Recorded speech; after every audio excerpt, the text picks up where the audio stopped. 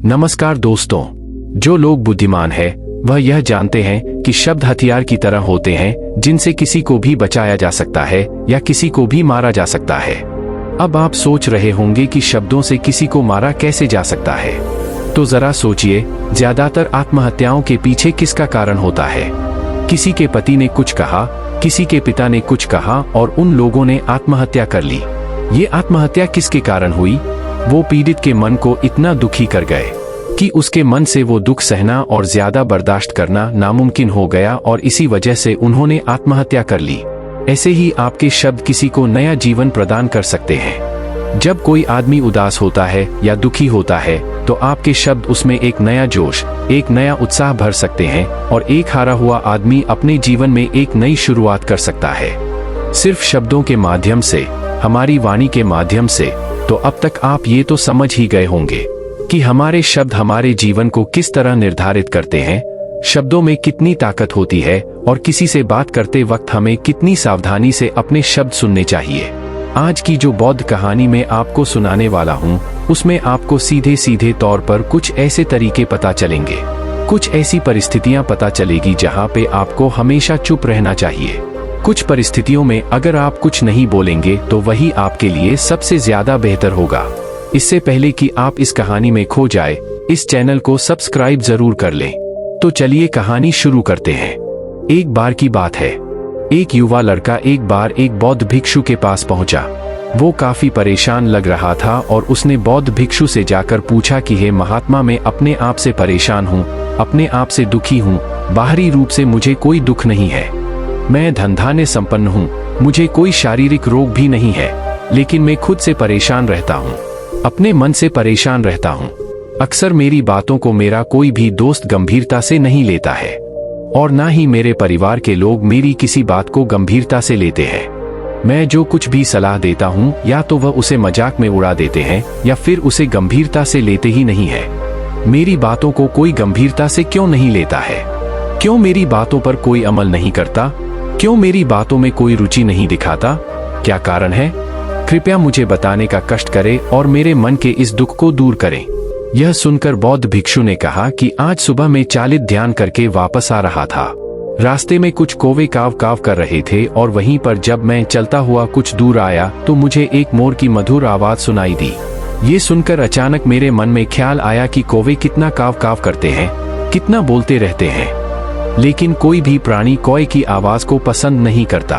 मोर हमेशा सही परिस्थिति के हिसाब से बोलता है। जब भी बारिश होने वाली होती है और बादल गरजते हैं और बारिश होने की आशंका होती है, ऐसे में मोर अपनी मधुर आवाज में गाता है जो सभी को प्रिय होता है, सभी को अच्छा लगता है। ऐसे ही अगर इंसान सही परिस्थिति के हिसाब से सही शब्द बोले, सही वाणी बोले, तो वही वाणी दूसरों के लिए संगीत हो जाती है, संगीत बन जाती है और दूसरे लोग तुमसे सम्मोहित हो जाते हैं और वहीं पर तुम्हें सब लोग गंभीरता से लेने लगते हैं। और दूसरी तरफ अगर तुम यूं ही बेफिजूल ऐसे ही बोलते रहते हो, बिना किसी बात के बोले चले जाते हो, तो फिर तुम्हें कोई गंभीरता से नहीं लेता। तुम उस कौवे की भांति हो जाते हो जिसकी वाणी कोई पसंद नहीं करता और बाद में तुम्हें दुख होता है कि तुम्हें कोई गंभीरता से क्यों नहीं लेता। इसीलिए अपने शब्दों को बेहद बुद्धिमानी के साथ इस्तेमाल करना सीखो। अगर तुम नहीं सीखोगे तो समाज में तुम्हें कोई सम्मान या कोई गंभीरता से नहीं लेगा। यह सुनकर वो युवा लड़का बोला कि हे महात्मा, मैं जानता हूँ कि मैं ज्यादा बोलने की बीमारी से ग्रस्त हूँ, मुझे इतना नहीं बोलना चाहिए, लेकिन मैं अपने आप पे काबू नहीं रख पाता और ना ही मैं इतना बुद्धिमान हूँ कि मैं अपने शब्दों को नाप तोलकर बोल सकूं। मैं तो किसी से बात करते वक्त इतना सोचता भी नहीं कि मुझे अपने शब्द किस तरह इस्तेमाल करने हैं। कृपया करके कुछ ऐसी परिस्थितियां बता दीजिए जहां पर मुझे कम बोलना है या फिर बोलना ही नहीं है, हमेशा चुप रहना है। अगर आप मेरा ऐसे मार्गदर्शन कर सकते हैं तो मेरा जीवन आसान हो जाएगा और मुझे ज्यादा दिमाग या अपनी बुद्धि लगाने की भी जरूरत नहीं पड़ेगी। यह सुनकर बौद्ध भिक्षु ने मुस्कुराते हुए कहा कि बेटा, वैसे तो इंसान को हर परिस्थिति में सोच समझकर ही बोलना चाहिए, लेकिन अगर वो हमेशा होश में नहीं रह पाता है, ध्यान में नहीं रह पाता है, तो मैं तुम्हारे दैनिक जीवन की कुछ ऐसी परिस्थितियां बता रहा हूं जहां पर तुम्हें हमेशा चुप रहना है। अगर तुम ऐसी जगहों पर कुछ बोलोगे तो तुम्हारा अपमान ही होगा या फिर तुम्हें कोई गंभीरता से नहीं लेगा।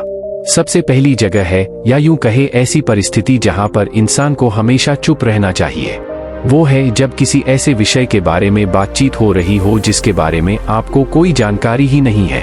तो ऐसी परिस्थिति में व्यर्थ में बीच में टांग अड़ाना, अपना ज्ञान देना, व्यर्थ का ज्ञान, आपको कुछ पता नहीं है लेकिन फिर भी आप अपना ज्ञान देने के लिए उत्सुक हैं, तो ऐसी जगह पर आपका अपमान ही होगा।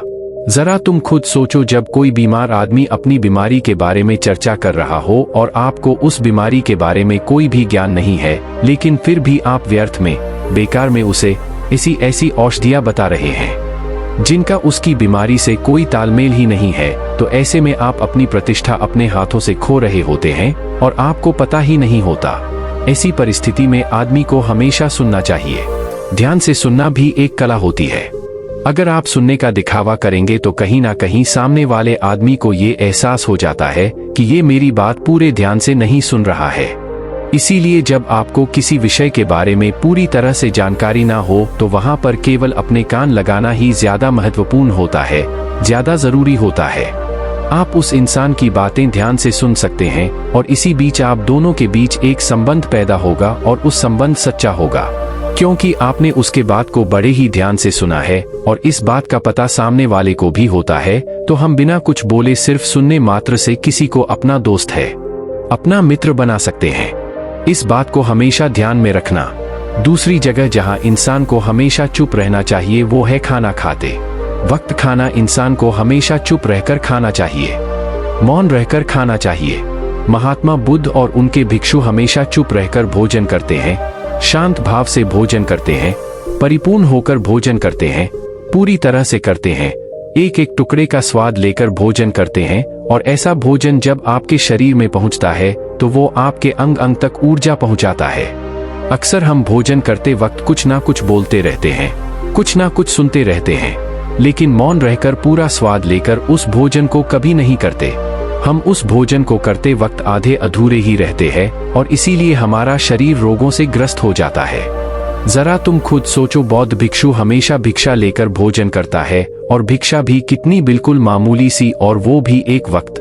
तो एक वक्त भोजन करने के बाद भी वो इतने स्वस्थ रहते थे, इतने उत्साह, जोश और आनंद से भरे होते थे। और हम तो इतना खाना खाते हैं, इतनी सारी भोजन की सामग्री हमारे लिए उपलब्ध होती है, लेकिन हमारे शरीर में कोई ऊर्जा नहीं होती।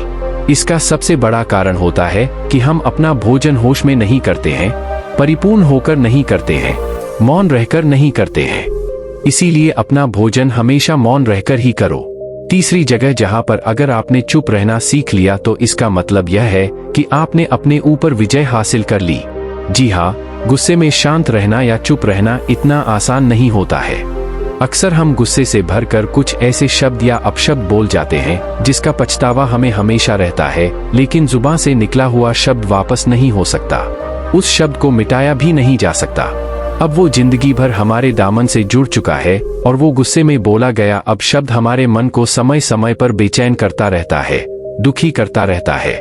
लेकिन गुस्से के वक्त चुप रहना सीखना भी एक बहुत बड़ी कला होती है। गुस्से में आदमी का अपने ऊपर काबू कहाँ रहता है, अपनी इंद्रियों को वश में कहाँ रख पाता है। इसीलिए इस कला को आप तभी सीख सकते हैं जब आप गुस्सा भी होश में रहकर कर पाए। जब भी आपको गुस्सा आए, आपके दिमाग में सिर्फ एक ही बात आए कि मुझे चुप रहना है, मुझे किसी से कुछ गाली गलौच नहीं करना, किसी को कोई अपशब्द नहीं बोलना। और जब ये विचार गुस्से के साथ जुड़ जाता है और धीरे धीरे ये आदत बन जाता है तो आप अपने गुस्से को भी काबू में करना सीख जाते हैं। जब भी कभी गुस्सा आए तो किसी को कुछ बोलने की बजाय कुछ शारीरिक व्यायाम करना शुरू कर दो। उछलना, भागना, दौड़ना, जिम करना, कुछ भी आप ऐसा व्यायाम कर सकते हो जिसमें आपका शरीर थक जाए।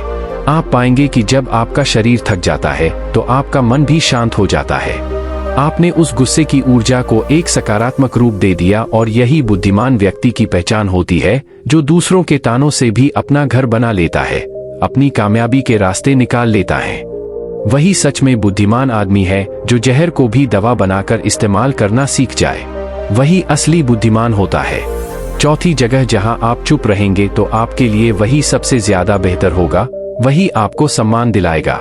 चौथी जगह है जब चार लोग आपस में बैठकर बातें कर रहे हो, कोई बैठक कर रहे हो तो वहां पर जब 4 लोग बात कर रहे होते हैं तो चारों लोग एक साथ तो बात कर नहीं सकते। एक बार में एक व्यक्ति बोलेगा और 3 सुनेंगे, तभी वो बैठक कामयाब हो पाएगी, तभी वो चर्चा सही रूप में आगे बढ़ पाएगी।